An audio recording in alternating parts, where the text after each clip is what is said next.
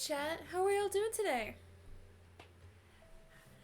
I said I'd stream Monday, and I kept my word. Besides, I really wanted to read the next couple chapters of Nocturnal Animals, because I'm really liking the story. Bones and the Bees is a really good writer. In case you don't know if you're a new viewer and you don't know who Bones and the Bees is, Bones and the Bees is the author of Tommy and its Clinic for Supervillains. I've been reading some of their other fanfics on AO3, mainly because I really like reading stories and I don't really know what else to do at the moment.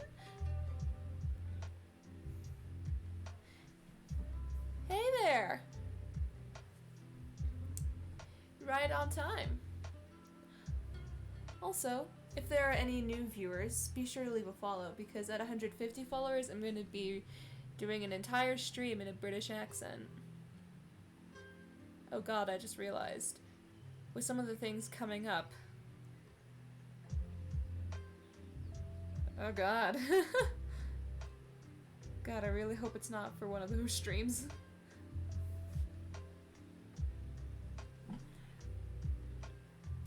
Alright. Without further ado, let's get started with chapter 3. I probably should have turned off my starting soon screen before doing that. Hold on, how's this doing? Okay. Also, I don't know if, based on, how many chapters, based on how long each chapter is, I might only do 1 or 2. Did I see Tommy's beard? Yeah, I did. I have his Twitter notifications on.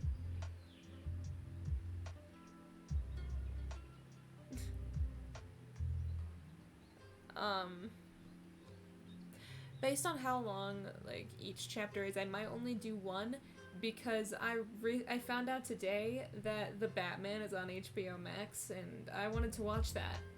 Last time I did too, I know. But, depending on how long this chapter is, which, looking at it, it's gonna be a bit, I might only do 1 because I want to watch The Batman.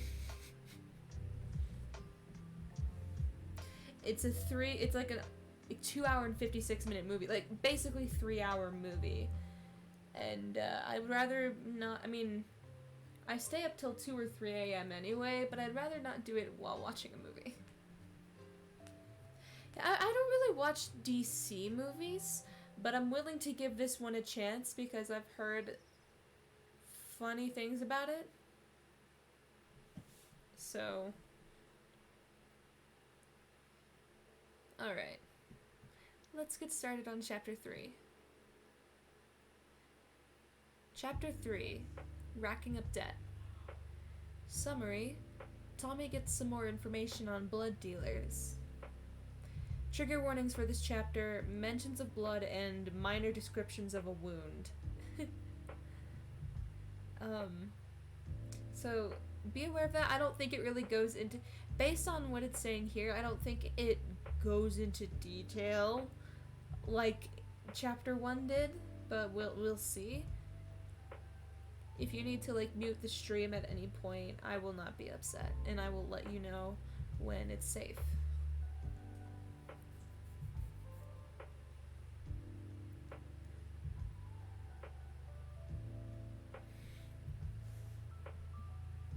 Hey Hannah, you know how you owe me a favor?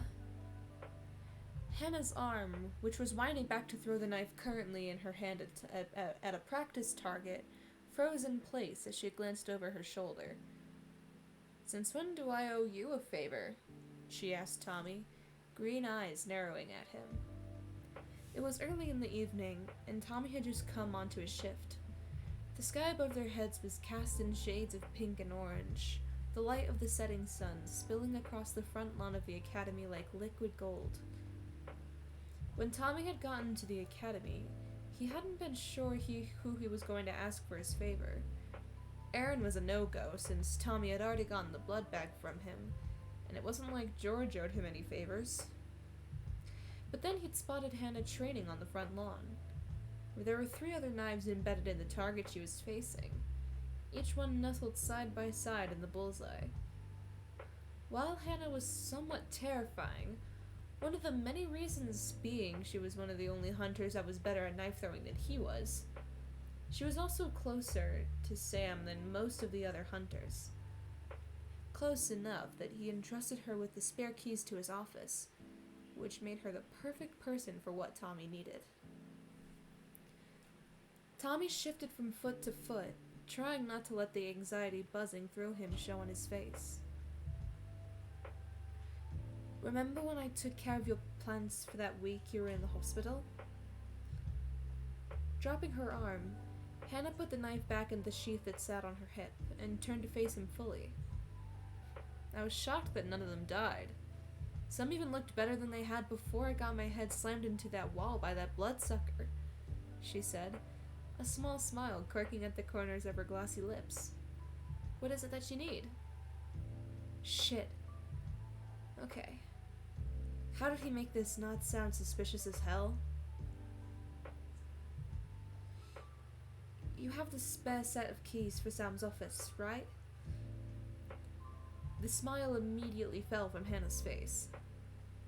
I don't like where this is going. It's not a big deal, Tommy told her, bouncing on the balls of his feet. I just need, 5 minutes in his office while he's not there. Am I allowed to ask why? Hannah asked, dark brows scrunching together. Tommy shook his head. I could explain it, but that would take a long fucking time and, I promise it's not bad. I just need to find a file. There was a beat of silence as Hannah considered him. Her eyes darted over his face, and he silently pleaded with the universe that he didn't look as nervous as he felt. It was risky going to another hunter for this, but Sam's office door was enchanted, so only the matching set of keys could open it up, which meant Tommy's lockpicking skills were completely useless. Here's the deal, Hannah finally said, folding her arms over her chest. I'm not giving you the keys to Sam's office, but I'll unlock the door for you and wait outside to stand watch while you look for your file. Shit. Well, it wasn't ideal, but it would be good to have someone standing guard for him. Sounds pretty poked to me. Hannah raised an eyebrow at the use of the word pog, but didn't comment on it. Sighing, she turned on her heel and headed towards the main academy doors, waving for Tommy to follow her. They passed through the main foyer of the academy, dozens of voices bouncing off the arched ceilings and wide hallways as the junior hunters ran to the dining hall for dinner. No one looked at them twice as they hurried down the halls and towards Sam's office. Thankfully, they didn't pass any other senior hunters, and Tommy figured they were all down in the supply room getting ready for their patrols. Thankfully, Tommy's patrol didn't start for another few hours, so he... Wait, hold on a second. Wait, hold on.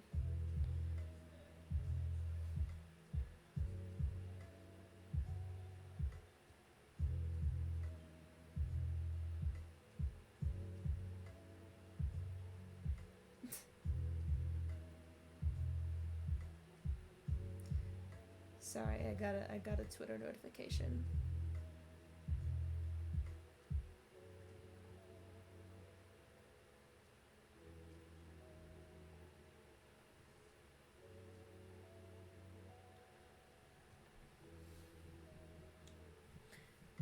Where was I?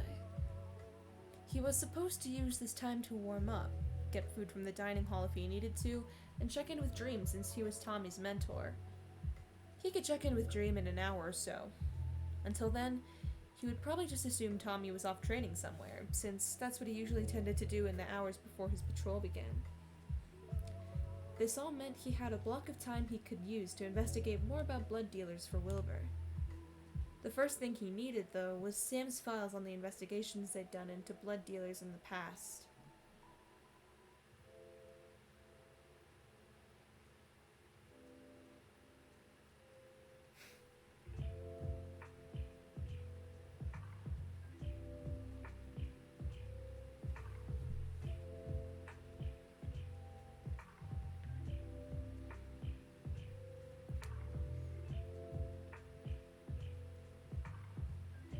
Hannah made a sharp right, and the sounds of the raucous laughter from the dining hall grew distant. Her and Tommy's footsteps were perfectly in sync, their boots echoing off the dark walls while Tommy's eyes darted around for any sign of another hunter coming their way. Finally, they reached the grand oak door of Sam's office. Hannah approached the door, pressing her ear against the wood and letting her eyes flutter shut so she could listen for any sounds on the other side. Since she wasn't wearing her hunter jacket at the moment, Tommy watched one of the sigils on her arm glow in a soft shade of silver. Sense enhancement. Tommy had one of those too. After a few beats, she moved away and gave Tommy a silent nod. Digging into her pocket, she pulled out a small silver key that had a series of runes carved at the top of it. When she twisted the key into the doorknob, the runes glowed gold for a brief moment, before there was the relieving click of the door unlocking. "Make it fast," Hannah hissed, pushing the door open and gesturing for Tommy to go inside. Nodding, Tommy hurried through the door. The inside of the office was the same as it always was. A wall covered with towering bookshelves, 2 plush chairs settled in front of a grand desk, another wall lined with rows and rows of silver swords and daggers. Exactly what you'd expect the office for the dean of the academy to look like. Except there were Sam's personal touches as well. Things that differentiated the office from where it used to belong to Bad. There was a small table shoved in the far corner of the office, and it was smeared with redstone and lapis dust, littered with scrap metal, and a few pages printed off Google showing different types of rune combinations. Sam's toolbox also sat on the table, and Tommy remembered when he was younger and would watch Sam fiddle with his inventions, learning the names of all the different tools he had so he could hand the right one to the man whenever he asked for it. There was a Torx screwdriver, needle nose pliers, and an Onglet graver sitting on the very top. Something like nostalgia squeezed in Tommy's chest seeing the tools again, trying to think of the last time he'd sat next to Sam while he worked, handing him his tools and listening as he explained each step in his process for the sake of Tommy's curiosity. He wondered what Sam would think if he saw him now, breaking into his office to steal confidential information so he could help a vampire. He could practically hear Sam's disappointed voice asking him, "Why would you do something like this?" Tommy shook himself off. He was on a very strict time limit here and couldn't afford to get distracted. Rushing over to the desk, Tommy yanked open the first drawer, cursing when all that was inside of it were pens that Sam had clearly lost the caps for. The next drawer was stacked with random note cards and other office organizational tools. One second, I need to stretch. Whew. All good now. The bottom drawer was the largest, and when Tommy opened it up, his eyes widened to see a heavy-looking box made of rich, dark wood sitting inside. He flipped open the lid, gasping at the gleaming silver dagger that sat nestled in velvet. The handle was engraved with dozens of runes, and Tommy recognized the blade as the dean's official dagger. He could... Nope.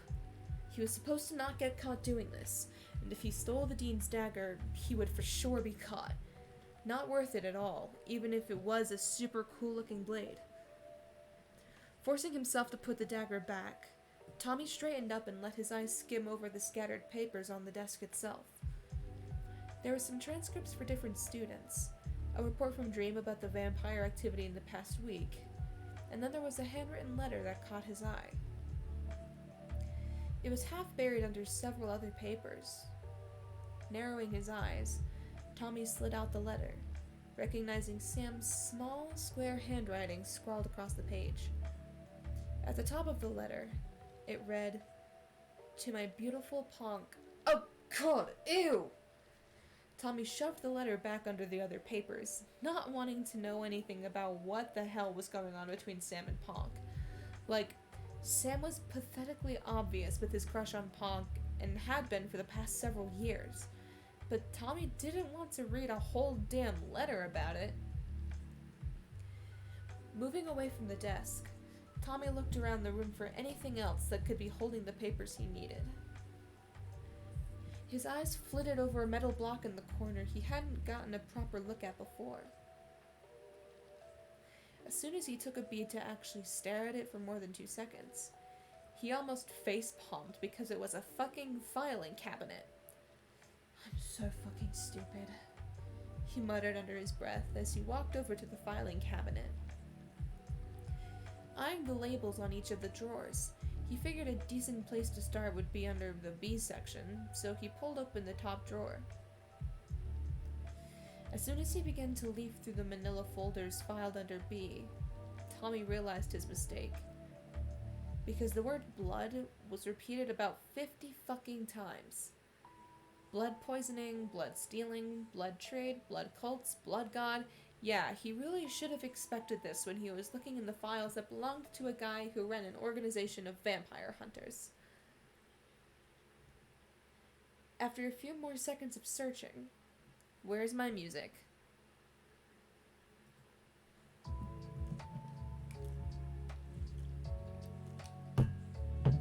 There it is.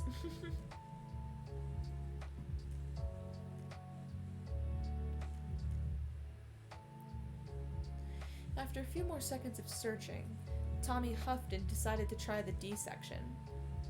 The group of files was much smaller compared to the B section, and it only took a few seconds for Tommy to find a promising file. There was a file labeled Dealers right next to another file labeled Death Dealer. While Tommy didn't have the slightest clue what a death dealer was, he figured dealer was closer to what he was looking for, and pulled out the file to see what was inside. The top of the file had a report, and skimming over it confirmed that it was an overview of the investigation into blood dealers in the city. Fuck yes! This was exactly what he needed. Sifting through the papers in the manila folder, Tommy didn't bother reading the full reports. He just skimmed until he spotted a list someone had drawn up of potential businesses that could be hiding a blood-dealing operation on the side.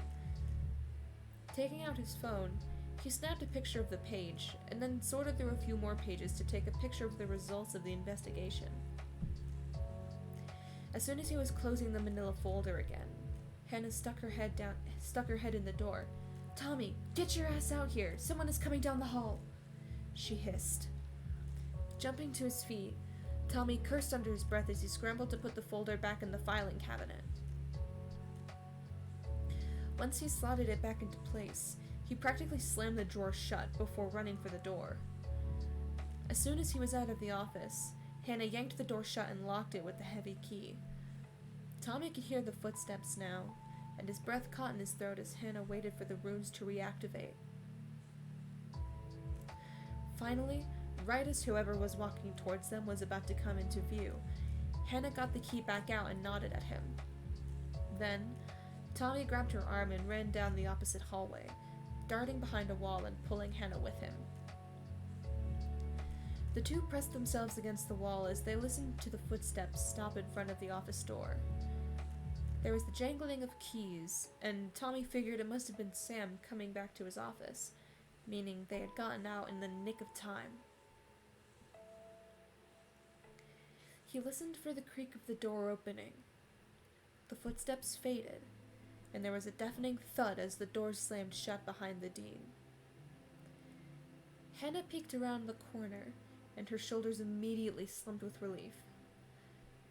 "That was too fucking close," she muttered, stepping away from the wall and shoving the key back into her pocket. "But Sam didn't see us, so we're in the clear," Tommy pointed out. Hannah didn't seem impressed by this. "Are you going to tell me what file we just risked our asses for?"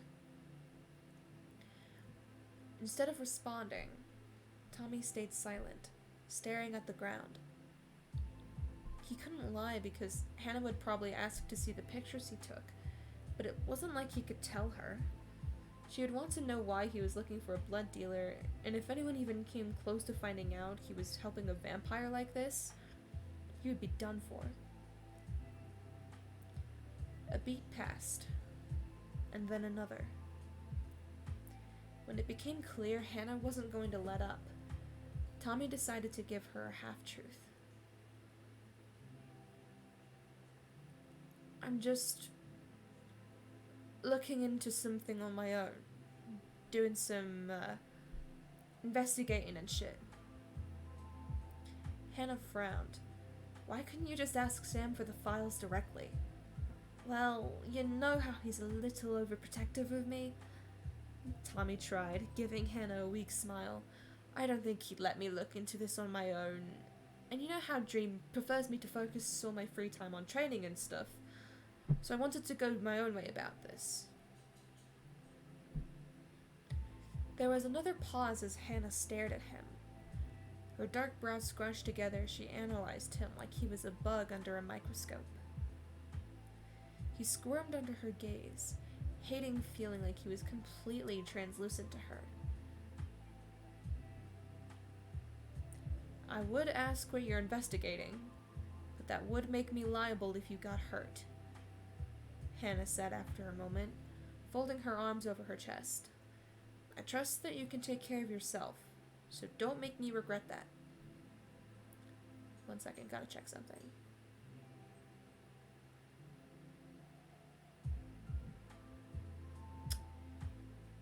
Okay.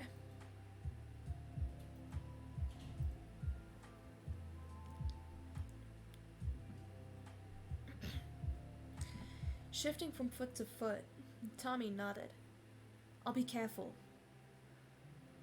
Letting out a small sigh, Hannah's shoulders dropped. Good. You owe me for this, by the way. But the plants... Watering my plants isn't equivalent to literally breaking into Sam's office for you, Hannah argued. You alright? Yeah, I was just checking on something. Shit. She was right, and they both knew it. Huffing, Tommy nodded again. Fine. I owe you a favor. First Aaron and now Hannah? He was really racking up debt here. Stay safe out there, Tommy, Hannah said, patting his arm before turning on her heel, and heading back down the hallway they came through. Tommy listened as her footsteps faded into the distance. Once she was gone, he let out a soft groan, slumping against the wall and shoving his phone in his pocket.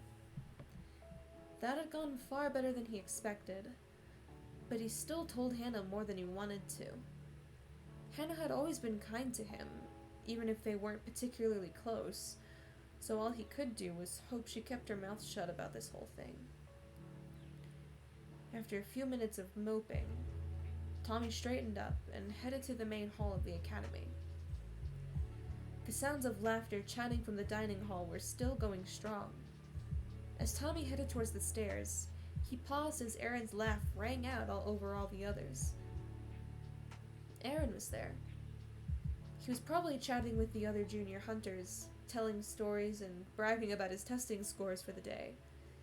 A year ago, Tommy would have been right there beside him, one-upping him with all of his scores and shouting about how he was going to be the best vampire hunter the Academy had ever seen.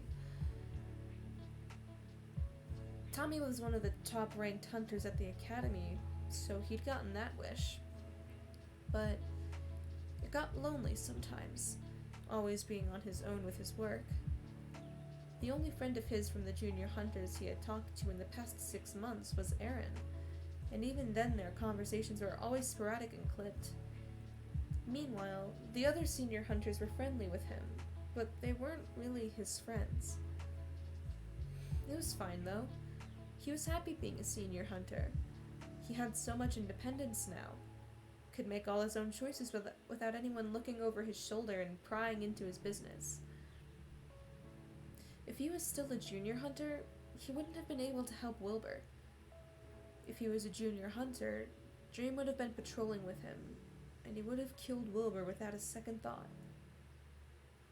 For some reason, that realization that Dream would have killed Wilbur if he'd been with Tommy when he ran into him made a rock drop in his stomach. Something cold threaded under his skin, and a vague sick feeling rose up the back of his throat. Wilbur would be dead.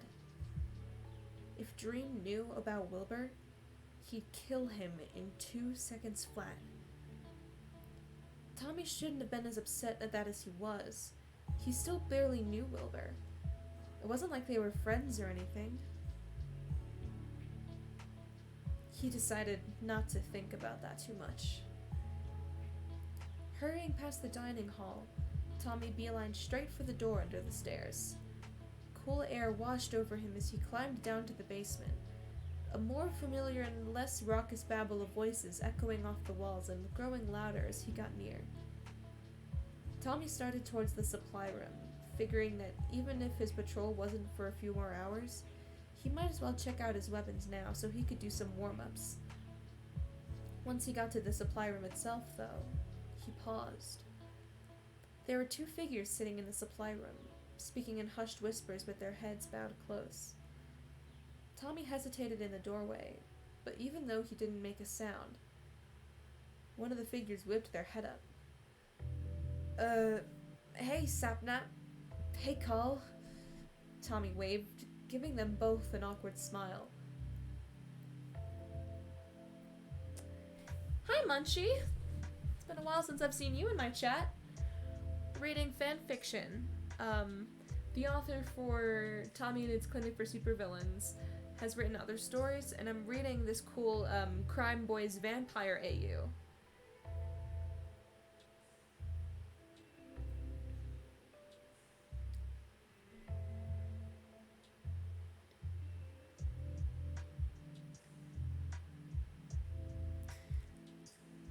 Carl jumped at the sound of his voice.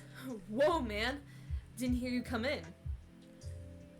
Sapnap, who had definitely heard Tommy come in, gave him a small nod. Hey, Tommy. Getting ready for your patrol? Tommy hovered, eyeing the hand Carl had on Sapnap's knee, and the way Sapnap's shoulders were hunched, as if he was trying to curl in on himself. I was just gonna grab my shit so I could train, but I can come back later. No, you're fine, dude. Sapnap shrugged, waving him in. Come grab your stuff. We were just heading out. Before Tommy could argue, Sapnap pushed to his feet, with Carl frowning as he followed suit. I gotta fix that. I'm sorry, Munchie, I don't know what you said. You weren't spamming or anything. What's the deal?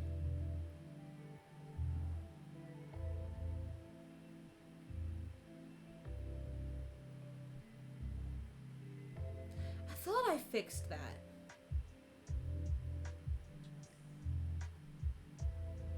I have no idea what happened.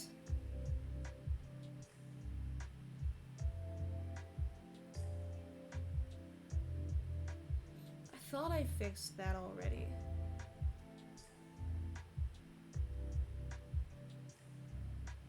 Because it's not happening with you.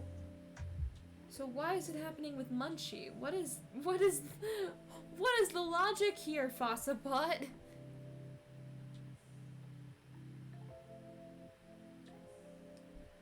Oh, you can't put too many exclamation points or it's counted as spamming. That makes sense.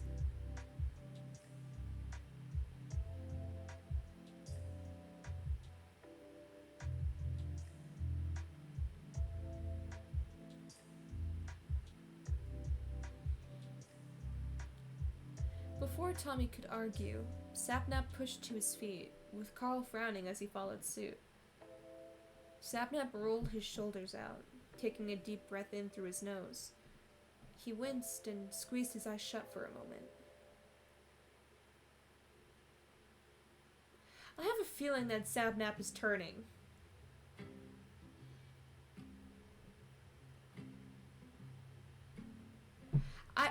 I have a feeling that Sapnap is turning into a vampire.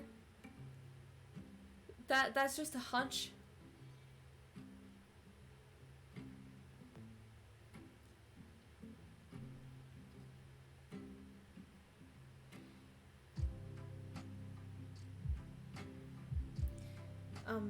Sorry about that, Sapnap muttered, not meeting Tommy's eyes. Didn't realize you were, hurt. Oh, can you recap this chapter for Munchie? I've been good alien. Alien? Where? How did you get alien from? Oh wait, no. I see how. I see how now. Never mind. Yeah. A recap of this chapter. Well, of what's been going on in this story so far, is Wilbur's a vampire. Tommy's a vampire hunter. Tommy was going to kill Wilbur, but then didn't because Wilbur wanted to die and he took pity on him, and so now he's trying to find a way to get like ethically sourced blood for him to feed on so that he doesn't have to feed on people.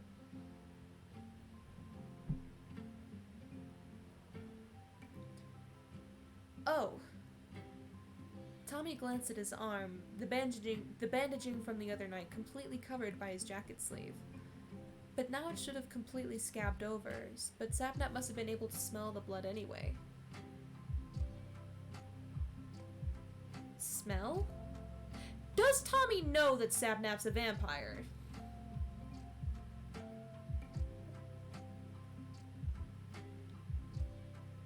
Oh, I read one of the bottom paragraphs. Okay, never mind. Ignore me. I was right though.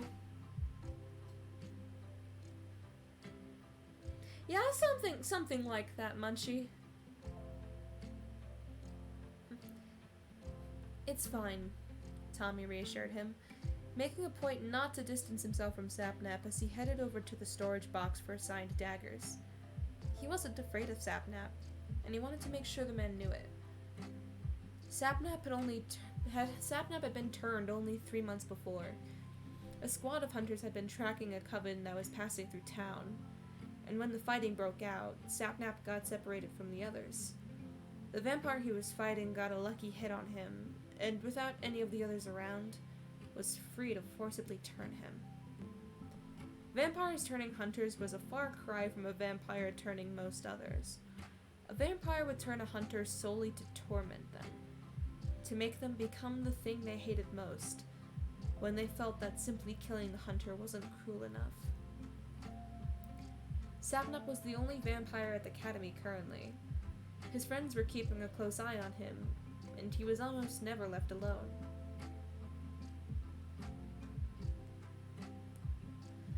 No one wanted to have to add Sapnap's name to the memorial, not when Skeppy's name had been added only a little over a year before. You going on patrol soon? Tommy asked as he placed a hand on top of the metal box in the corner of the room, the sigil on top of his hand glowing blue as it unlocked the hatch. Yeah, George and I are gonna check out downtown, Sapnap said, halfway to the door with Carl still holding his hand.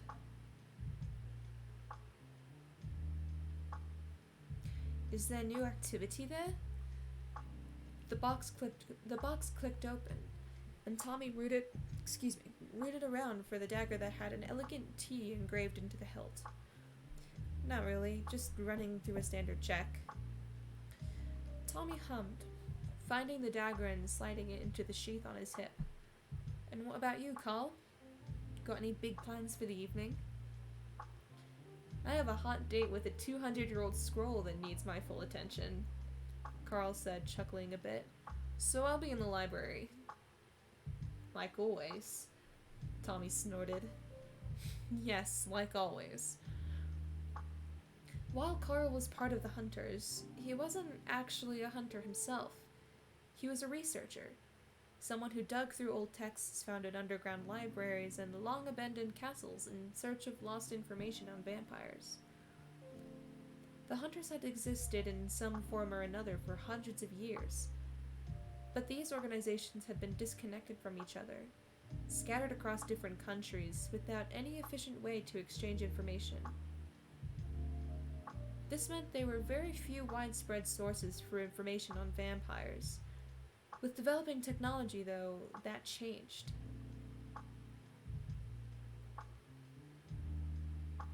But there were still limits to what the hunters knew, and a researcher's job was to dig through all the old texts that hunters could find, desperate for any leg up they could get against the undead. Good luck on patrol, Sapnap. And have fun with that scroll call, Tommy said, waving them both off. The two of them waved back before disappearing into the hallway, leaving Tommy alone in the supply room. Now by himself, Tommy dug around for anything else he might need on his patrol.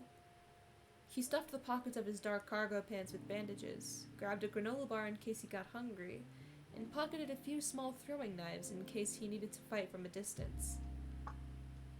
Right as he was finished organizing himself, he heard the door open behind him. Tommy, are you getting ready for patrol? Stiffening, Tommy whirled around and found himself standing across the room from Dream.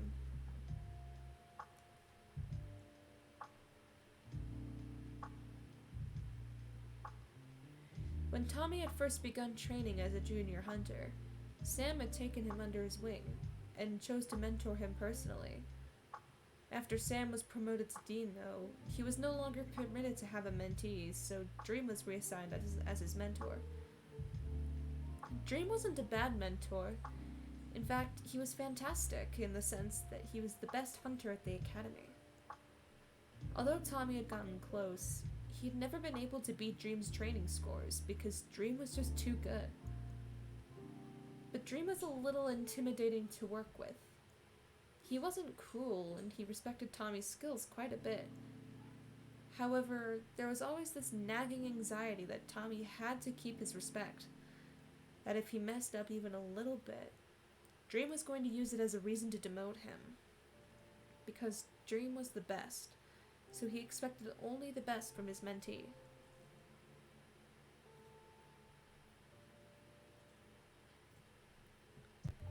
Tommy was up to the challenge, but it was still stressful nonetheless. Yeah, my shift doesn't start for another few hours, so I was gonna go train while I waited, Tommy explained, zipping up his pockets and moving towards the door. Humming, Dream gave him a once-over with his eyes. Unlike most hunters, Dream wore his hunter's mask at all times, even when he was inside the academy. This meant only his eyes were ever visible, and the only three people who had seen his full face before were George, Sapnap, and Bad. Dream never told anyone why he wore the mask, and it's not like anyone was going to give him shit for it. Not when he was Dream. Not when he had saved every other hunter's life at least 2 times over. How have your patrols going lately? Dream asked, raising an eyebrow. Tommy shrugged, keeping his eyes on the ground as Wilbur's face flashed through his mind. It's fine. Same old shit, you know? So you haven't noticed anything out of the ordinary? His heart skipped a beat at that. No? Was I supposed to? He asked, wincing when his voice cracked. Dream blinked before shaking his head. No, things have just seemed a bit quiet lately. Oh, thank fuck. Isn't that a good thing? Tommy asked as his pulse returned to a normal level. Well, yeah, but it also makes me paranoid. Dream huffed, folding his arms over his chest. Like, what if the bloodsuckers are planning something? Tommy snorted. What? Like all of them? In the entire city? You think I've got a group chat or some shit? No, because we've destroyed every single coven we've come across, Dream said, clearly not finding Tommy's joke very funny. I'm just saying it's weird. Have you considered that maybe they're quiet because there aren't that many of them running around? Tommy pointed out. Dream narrowed his eyes. Don't get comfortable thinking we're dealing with a reduced vampire population these days. We have no accurate estimates for how many vampires are running around this damn city. For all we know, there could be thousands. Considering how many vampires Tommy had killed in the past few years alone, he highly doubted there could be thousands still running around the city. Okay, Dream, I won't let my guard down, he said, mostly to placate his mentor. Shoulders dropping the tiniest bit, Dream huffed as he reached out to ruffle Tommy's hair. Good. Keep an eye out on patrol and don't do anything stupid. What, like refuse to kill a vampire and bring him back to my apartment? Tommy thought to himself, although he obviously didn't say it out loud. Instead, he just waved to Dream as he headed out the door. Sure thing, Dream. See you later. Stay safe, Dream called back. And with that, Tommy turned to the corner in the hall and hurried to start his training. Many hours later, Tommy found himself stumbling into his apartment with a growling stomach. I'm so fucking tired, Tommy groaned as he slammed the door shut behind him, dragging his hands down his face. There was a soft whoosh, and when Tommy opened his eyes again, he screamed when he saw Wilbur standing right in front of him. What the fuck, man? Tommy yelped. Don't scare a man half to death like that! Wilbur immediately leapt back, hands up in surrender. Shit, sorry. I thought you'd heard me. Not when you use your freaky-ass vampire speed, Tommy grumbled, pushing off the wall and trudging into his apartment proper. He only got 2 steps before there was a cold hand grabbing his wrist, and he didn't fight as Wilbur tugged him back. I smell blood, Wilbur said, pushing the sleeve of Tommy's jacket up. Where did you get hurt? Mate, you're overreacting, like, majorly, Tommy scoffed, shaking his hands out of Wilbur's grasp. Once Wilbur let go, he huffed and pointed to his waist, where there was a small slash in the fabric of his shirt. I was grazed by a knife on my side. It already stopped bleeding on its own, so it's not a big deal. Wilbur frowned. Are you going to bandage it up? It wasn't deep, and like I said, it already stopped bleeding. I'll clean it up eventually, but I'm fucking starving, so let me bandage it for you, Wilbur said, cutting him off. You can eat while I clean it off and everything. Huh? You don't have to do that, man, it's fine. I've dealt with shit like this plenty of times on my own, Tommy told him, turning back to head towards the kitchen. Once again, he was stopped by a cold hand, this time grabbing onto his shoulder. Tommy, come on. Already able to tell he wasn't going to win this one, Tommy sighed and gave Wilbur an exasperated look. Okay, fine. Just to get you to shut up. Then he realized something. Although it made his chest twinge with guilt to ask, he figured he probably should, just in case. Are you gonna, be okay though? Like, I'm bleeding, so will you be fine with, my blood? Tommy asked, pointedly not looking at Wilbur's face as he spoke. Admittedly, Tommy didn't think Wilbur would ever willingly try to harm him. But that one blood bag wasn't enough to fill him up completely. And it had been a few days since then.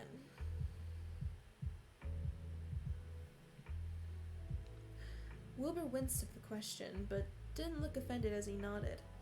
I'm fine, I promise. Again, most hunters in Tommy's position would never trust a hungry vampire to bandage their bleeding wounds. But Tommy wasn't most vampire hunters, so he found himself trusting Wilbur's words completely. A few minutes later, Tommy found himself sitting on the couch with a bag of crisps in one hand, while he held the end of his shirt up with the other. Wilbur was rummaging through the first aid kit, taking out antiseptic, some ointment, and the bandages. Tommy watched as he munched on his chips, wondering what the hell was going through Wilbur's head. There was no reason for Wilbur to get this worked up over a tiny cut. Tommy had dealt with wounds like this countless times before. He knew when something bled enough to need stitches, and he knew when something didn't. He could tell if a wound needed to be patched up immediately, and he could tell if it would scab over on its own. Here's the thing, Tommy, though. Open wounds, even, open wounds, small as they may be, can lead to infection. I'm sure they should have taught you that in academy training.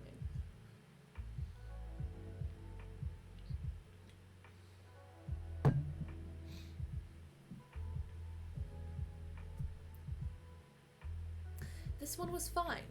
His healing sigil had stopped most of the bleeding, and it hadn't taken long for the last rivulets to slow as well. But Wilbur didn't seem to get that, because he had flinched when Tommy pulled his shirt up. Are you sure that doesn't hurt? Wilbur asked as he turned back to Tommy, medical supplies spread over his legs. I figured just to... Oh, never mind.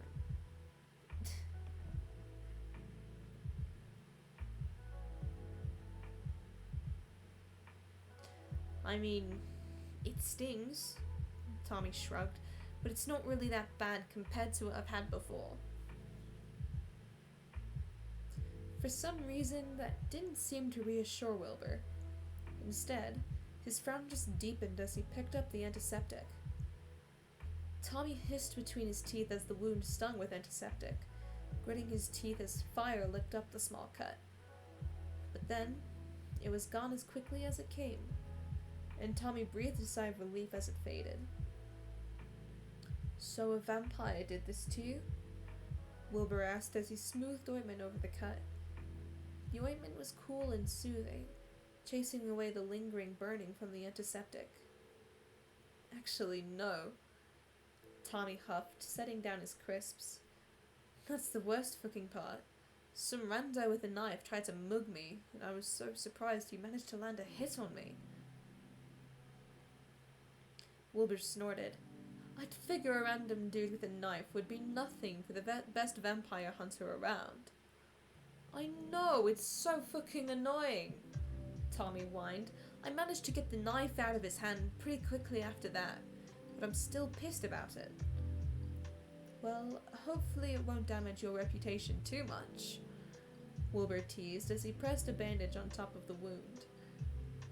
Although Tommy wouldn't say Wilbur was exactly smiling, he was close to it, and it was a foreign expression compared to the frown that seemed permanently etched into his face. Along with that, Tommy noticed that his hair was no longer a frizzy mess of dirt and blood, and realized that Wilbur must have taken a shower while he was at work.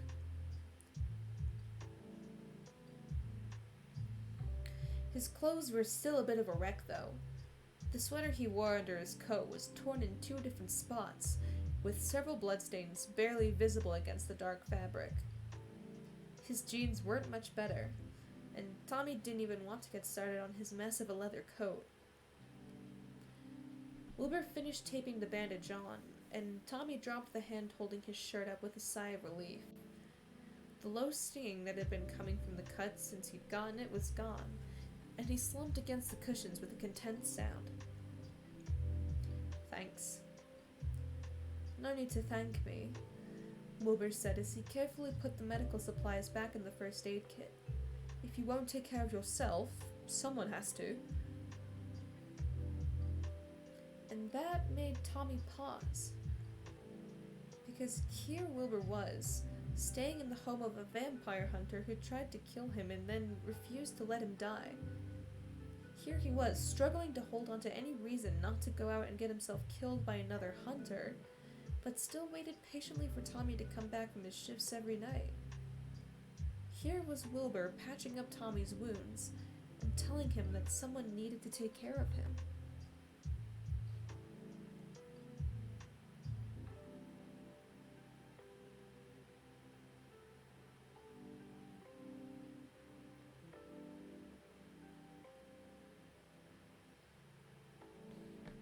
Sorry, I was looking at something.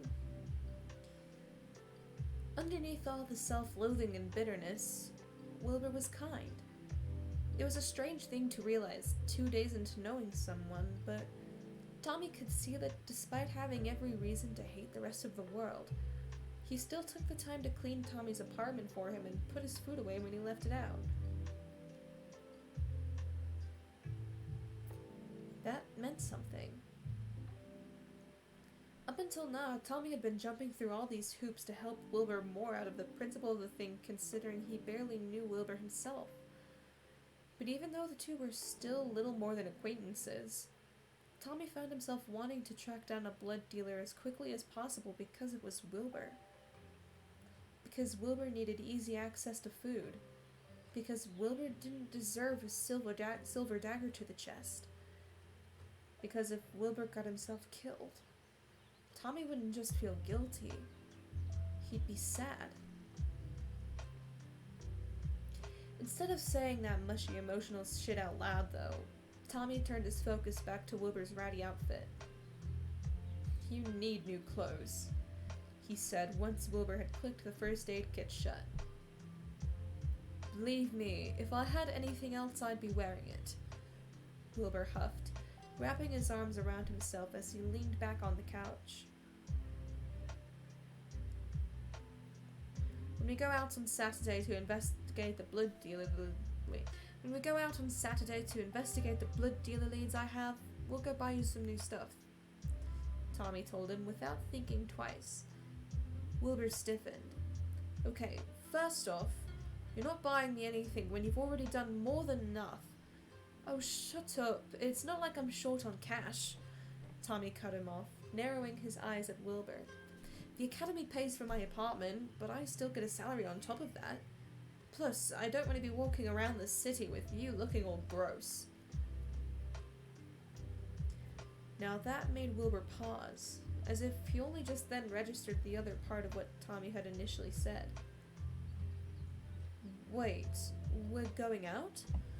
I have Saturday off, so we sure are," Tommy said, digging into his pocket to take out his phone. "Today at the academy I managed to get a look at the files into the investigation we did on blood dealers. I didn't have a lot of time to read through it, but I took pictures, so hopefully that turned something up."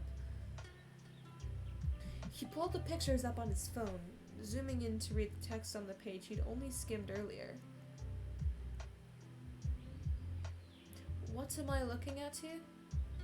Wilbur asked, head hovering by Tommy's shoulder. "It's a list of businesses that the academy identified as having possible blood-dealing operations going on the side," Tommy explained, not recognizing any of the names. "This investigation was done a few years ago, though, so it's possible these places might not still be around." Wilbur hummed, dark eyes scanning the page. "Well, we can always Google them to see if they're still open, right?" Oh yeah, Google was a thing. They went through the list, with Tommy Googling each business name and seeing if they were still operating in the city. To Tommy's surprise, almost every single business on the list had closed in the past few years, although the city had been going through a bit of recession as of late, so that wasn't that unusual. Still, the timing was strange, and as they moved further and further down the list, the dread pooling in Tommy's gut got heavier and heavier. But then, they hit a stroke of luck. Roses and Sugar was a bakery located only a few blocks down from Tommy's apartment building. The website was all soft shades of pink and peach, showing off pictures of gorgeous pastries and cakes that made Tommy's stomach growl. "Oh god, no, now I want cake!"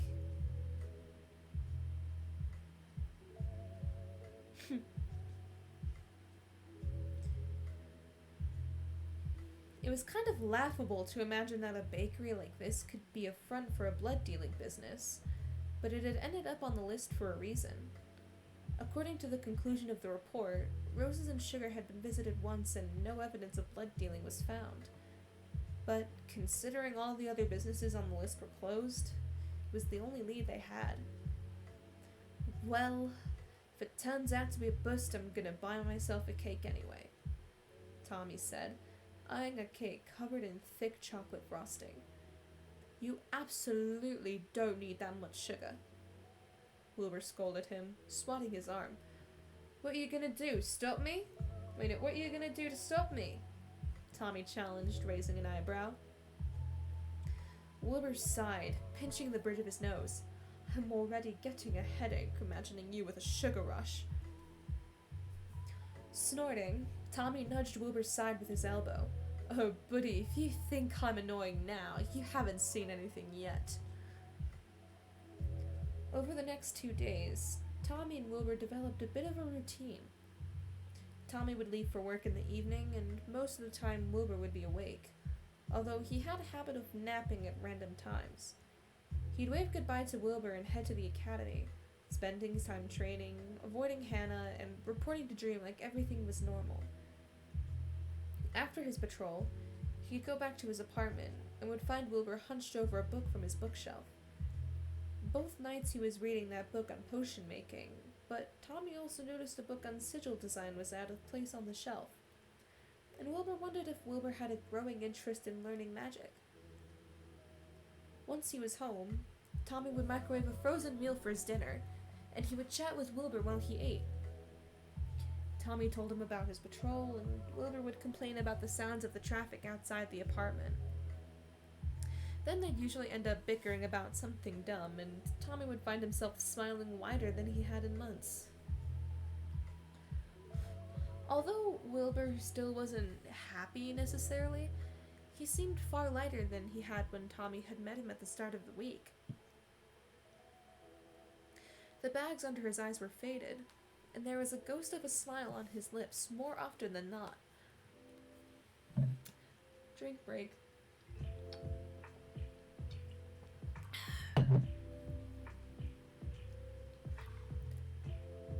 On Friday night, as Tommy was digging into his microwave chicken nuggets, he made some offhanded comment about how he was certain he could fight a bear and win. It was a stupid joke, but it had startled Wilbur into a full-bellied laugh, with him tilting his head back and wheezing several times before managing to calm down. Tommy had been proud of himself for that, for making Wilbur laugh that hard. For some reason, it felt like a victory. Then Saturday came. Even though Tommy didn't have work, he still slept until 5 in the afternoon. 5 is evening, fuck you. After throwing himself in the shower and getting dressed, he ate a granola bar for his breakfast before all but dragging Wilbur out the door. It was a common myth that vampires burned in the sun. While it was true that they were more sensitive to the sun than the average human, it wasn't very dangerous for them to be out during the day. It wasn't pleasant, which was why most vampires only came out at night. But that myth was one of the reasons so many vampires were able to blend into human society without anyone noticing. If someone was walking around in the sunlight, they couldn't be a vampire, right? Wrong. The sun wasn't going to set for at least another hour. 5 p.m. is my morning. And Wilbur was perfectly fine as he and Tommy walked down the sidewalk in the direction of the bakery. This fucking sucks, Wilbur grumbled as soon as they stepped out the door. Well, maybe not perfectly fine. You're being such a baby, Tommy said, elbowing him in the side. It's really not as bad as it could be. We also could have waited an hour until the sun was actually gone, Wilbur pointed out, shoving his hands in the pockets of his long coat. Well, the bakery doesn't close till 8, but a lot of the clothing shops close around 7. So if we want to make you not look like a wrong'un anymore, we gotta leave now, Tommy argued. Also, you're basically covered from your neck to your ankles. How are you that uncomfortable? It's not my skin that's bothering me, really, Wilbur said, popping the collar of his coat up. It's my eyes. Everything's way too fucking bright. Tommy frowned. You're not bothered when I have all the lights on in my apartment. Wilbur shrugged, his face scrunched up like he was staring straight into a fluorescent light bulb. It's different with electric lights. Sunlight is just harsher, I guess? Huh. Tommy didn't remember learning about vampires' eyes being sensitive to sunlight. Maybe it was a fledgling thing? Or maybe it was something the hunters didn't know about. A weakness that had somehow slipped through the cracks. If Tommy wanted, he could report it. Knowing the hunters, they'd find a way to utilize UV lights to blind vampires during fights or something. And yet, something like nausea twisted in Tommy's gut as he thought about telling Dream that fact.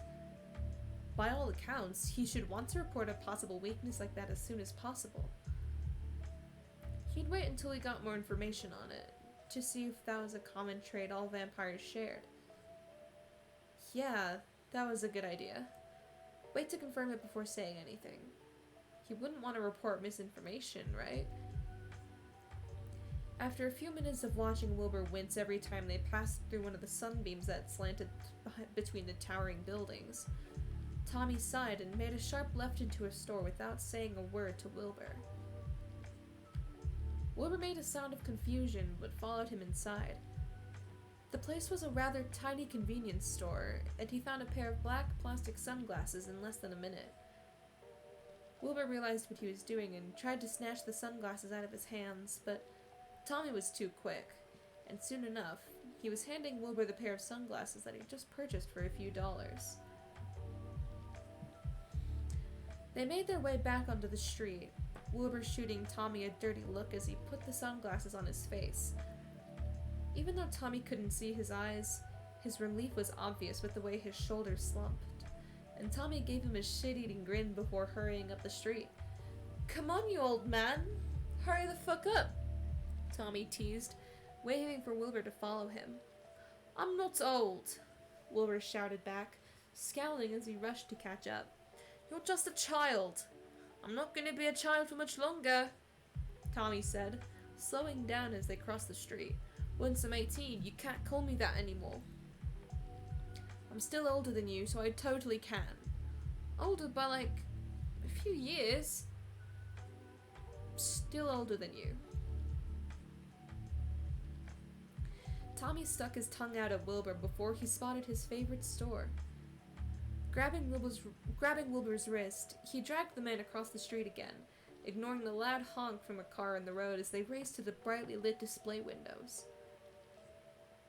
Ignoring Wilbur's protests about how this place was too nice for them to go shopping in, Tommy pulled him inside, immediately leading him over to the jeans section.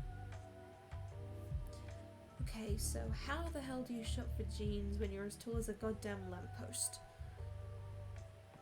Away from the harsh rays of the sun, Wilbur pushed the sunglasses on the top of his head and let his eyes skim over the wall of jeans. His jaw clenched and he glanced over to Tommy, who stared him down until he sighed and took a step towards the shelves. Even if he had gotten a shower, Wilbur still looked gross, and Tommy hadn't been blind to the strange looks they'd gotten on the street. It was for his own safety that he got some decent clothes. The less eyes on him, the better. Once Wilbur had, reluctantly, picked out a pair of jeans, Tommy then dragged him over to the shirts, because God knew his sweater was on its last legs.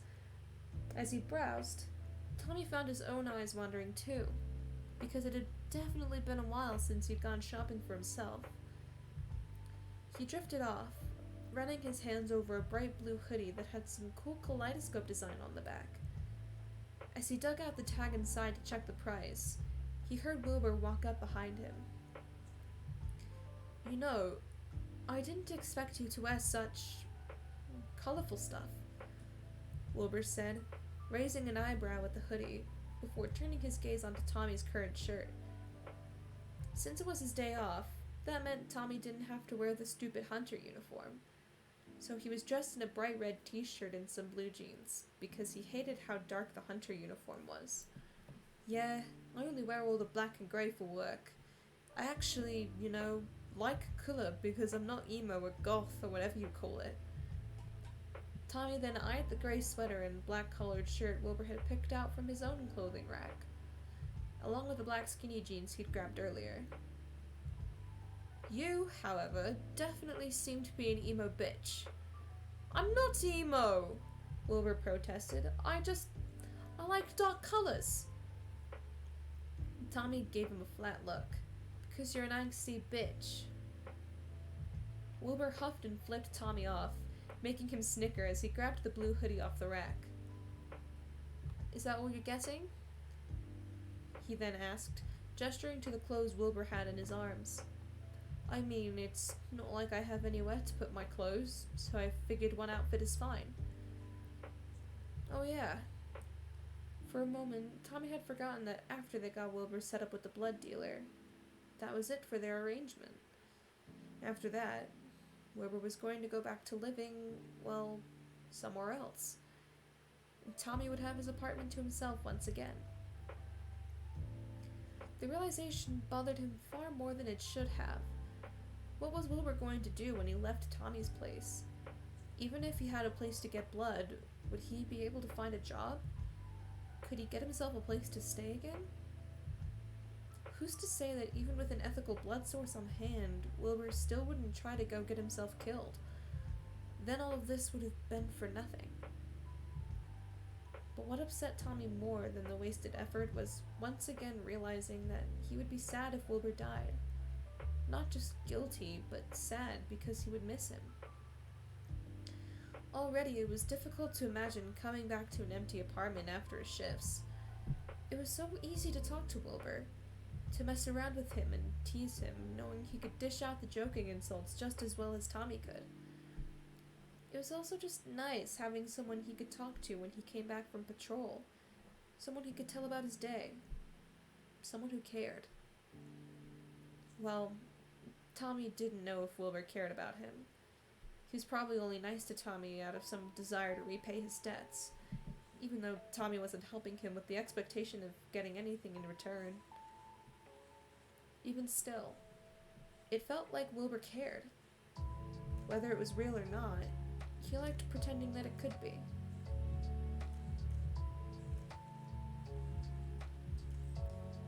Wait, what?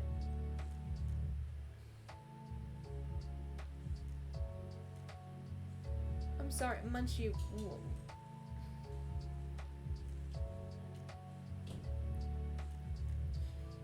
That,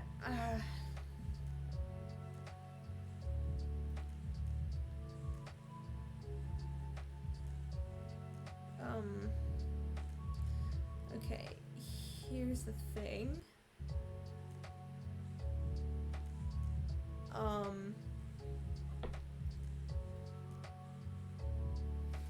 One second.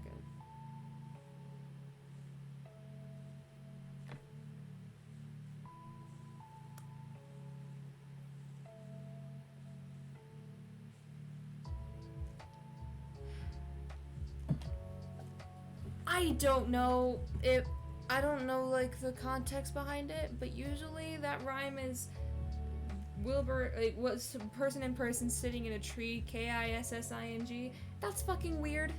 Don't do that.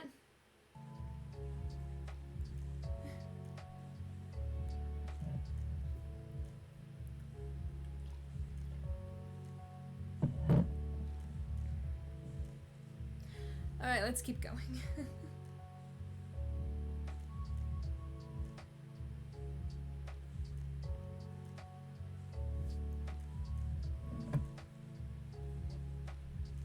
What do you mean, no? Oh, yeah. That's why I timed Munchie out. Yeah, it's not a ship fic. I'm not comfortable with reading ship fics. Well, to a certain degree. Like, I'm not comfortable with reading ship fics that go against the content creator's boundaries. So I knew... oh, okay.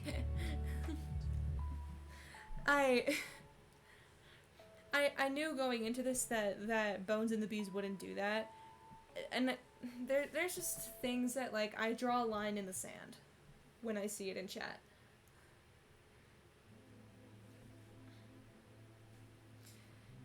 Okay, sorry. Let's keep going.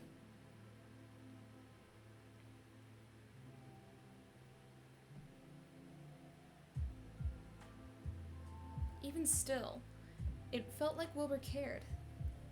Whether it was real or not, he liked pretending that it could be. But that was the issue.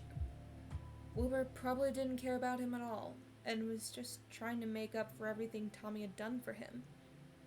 If anything, he had to be eager to get out of Tommy's apartment, to finally be free to do his own thing again without some pushy vampire hunter getting in his way.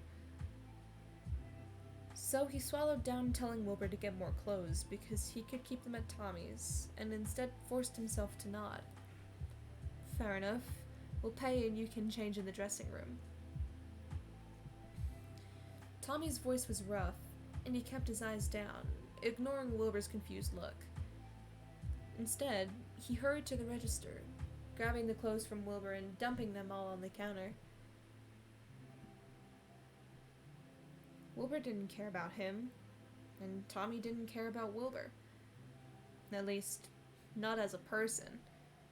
He was just a guy that Tommy was helping out of a rough patch and nothing more. Not a friend. He had to remind himself of that. As Wilbur disappeared into the dressing room to change, Tommy twisted his fingers around the hem of his shirt, shoving down the ache in his chest as much as he could.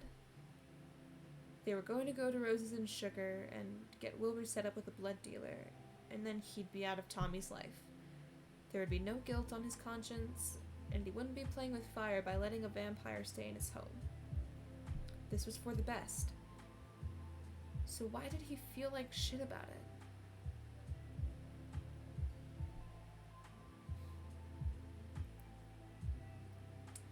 Okay, how long is the next chapter?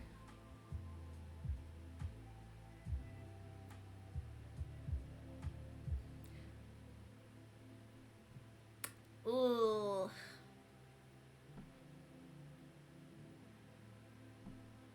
Yeah, I am definitely not reading chapter 4 on this stream.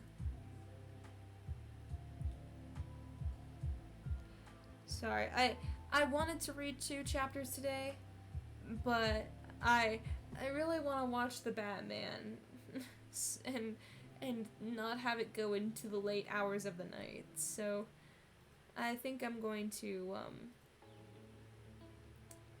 Oh god, hold on a second. How do I get rid of this pop-up? Oh no.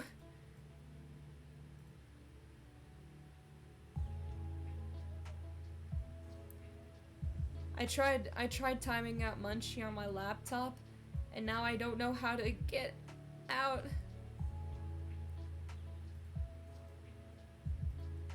Oh no. Uh-oh. Help! Oh no! I can't do anything! Oh wait, no, I could probably just do it on my phone. 1 second. Let me pull up that.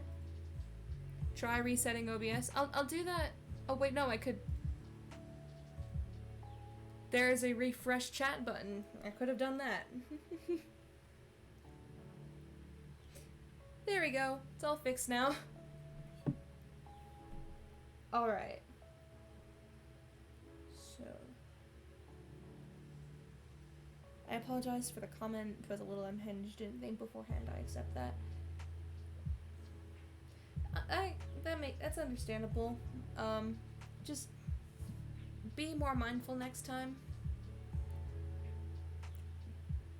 Because it not only made me uncomfortable, I'm sure that on the very rare off chance that, like, Tommy and Wilbur were here watching this stream, it would make them uncomfortable as well.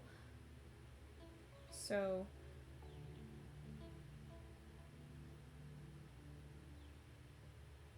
Wait a second. Hold on a minute. Did I miss something?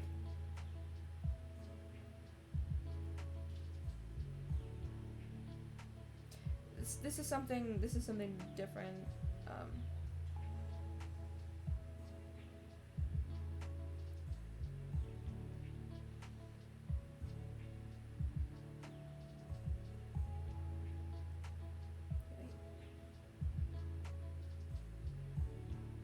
Okay, I think we're fine. Alright.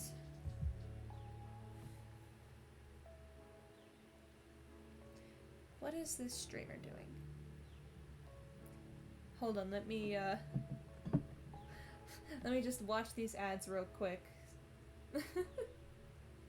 Man,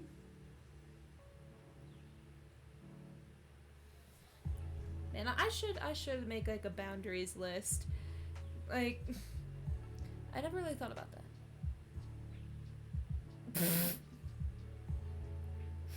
Oh man, Munchie just cannot get a break with these exclamation marks.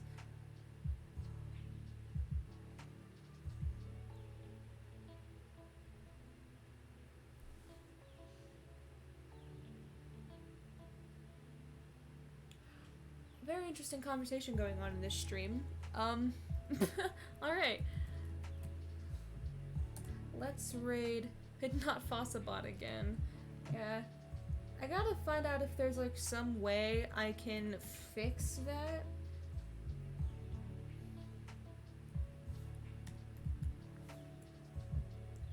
Alright. Let's raid Jordan. Jordan's a really fun content creator that I think I've played Jackbox with him a couple of times. So, join the raid if you want to. And thank you so much for watching. I might stream tomorrow, and if not tomorrow, definitely Wednesday. But yeah.